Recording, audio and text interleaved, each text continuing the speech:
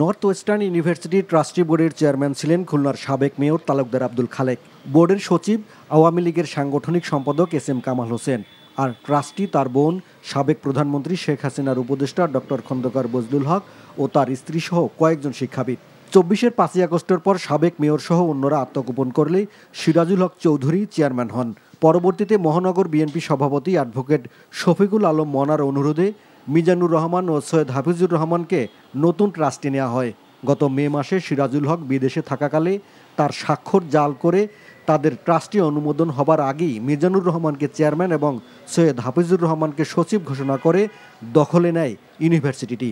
জনাব সিরাজুল হক চৌধুরী, যাকে আমরা বৈধ চেয়ারম্যান করেছিলাম, সেই চেয়ারম্যান সাহেবকে বাদ রেখে জনাব মিজানুর রহমান চেয়ারম্যান এবং হাফিজুর রহমান সেক্রেটারি হন, যদিও তারা এখনও পর্যন্ত কোনো বৈধ ট্রাস্টি সদস্য নন।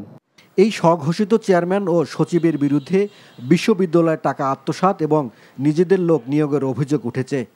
ছাত্রদের আগে কয়েকবার কথা দিয়ে রাখেনি, ছাত্ররা ওদের করতেছিল, ওনারা আসেনি। তখন বোর্ড মিটিংয়ে যারা ছিল ডিসিশন যে ভাই আপনি লোক নিয়ে আসে তুই হন, সেটা উদ্ধার করে। তো তখন আমাকে চেয়ারম্যান বানানো হলো। বানানোর পরে প্রথমে আমি ইউজিসির কথা বলে 2 বছর টাইম নিয়ে আসছি এবং বেশি দেখবেন যে আমাদের ভার্সিটির নামে যে রেড খেলা ছিল ওদের নাই। তারপরে একটা এই কমিটি করে দিলাম ছাত্রদের নিয়ে, শিক্ষক